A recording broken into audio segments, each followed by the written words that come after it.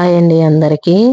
ఈ హాట్ సమ్మర్లో కూల్ బిర్యానీ తిన్నామంటే కడుపంతా చల్లగా రోజంతా ప్రశాంతంగా ఉండొచ్చు. అయితే ముందుగా దీనికి ఒక మట్టి పాత్రను తీసుకొని దానికి మనకి ఎంత అవసరమో అంత రైస్ అనేది వేసేసుకోండి. ఈ ప్రాసెస్ అంతా నైట్ పడుకునే ముందు చేసామంటే మార్నింగ్ కల్లా మనకు రైస్ అనేది ప్రిపేర్ అయిపోతుంది. ముందుగా కాచి చల్లార్చిన పాలనైతే ఈ రైస్లో యాడ్ చేసేసుకోవాలి. పాలు అనేటివి సరిపడన్ని లేకపోయినా వాటర్ కూడా యాడ్ చేసుకోవచ్చు. కొంచెం నేను ప్యాకెట్ పెరుగు తీసుకుంటున్నా. దీన్ని ఒక 2-3 టేబుల్ స్పూన్ అనేది యాడ్ చేస్తున్నా. మొత్తాన్ని కలిసేటట్టు కలుపుకోవాలి. చూడండి, పాలలాగా ఉండాలి.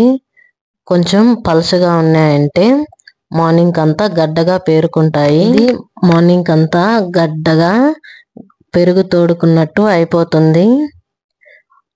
అందుకోసం కొంచెం పలచగా చేసుకోవాలి. మొత్తాన్ని కలుపుకున్నాక ఒక 5 పచ్చిమిర్చిని ఈ పెరుగులో అయితే వేసేసుకుంటున్నాను.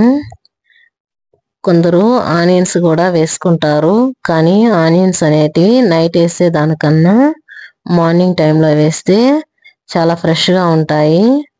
చూడండి, మార్నింగ్ చూసేటప్పటికి గడ్డగా అయిపోయి ఉంది. దీనికి సరిపడినంత సాల్ట్ కానీ ఉప్పు కానీ వేసుకోవాలి.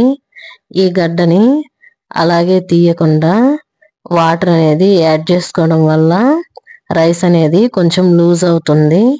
ఇప్పుడు మొత్తాన్ని కలుపుకోవాలి. ఈ విధంగా కలుపుకొని మనకి ఎంత కావాలో అంత తీసుకొని మరొక గిన్నెలో వేసి తిన్నామంటే చాలా బాగుంటుంది. ఈ సమ్మర్లో ఇలాగ చల్లటి ఐస్ బిర్యానీ చేసుకొని తిన్నామంటే రోజంతా కడుపు చల్లగా, మైండ్ ప్రశాంతంగా ఉంటుంది. ఒకసారి ఈ విధంగా మట్టి పాత్రలో మీరు కూడా ఈ కర్డ్ రైస్ని చేసుకొని తినండి. ఎలా వచ్చిందో కామెంట్ చేసి చెప్పండి. Thank you for watching. నచ్చితే లైక్ చేయండి, షేర్ చేయండి, సబ్స్క్రైబ్ చేయండి. ఈ రైస్లో నంచుకోవడానికి ఒక పచ్చిమిర్చి, ఒక ఆనియన్ని కట్ చేసి తీసుకుంటున్నా. నేను నలుగురికి సరిపోయేటట్టు చేశాను కాబట్టి 4 గిన్నెల్లో వేసుకొని అందరం తినడానికి రెడీ చేసేసాను.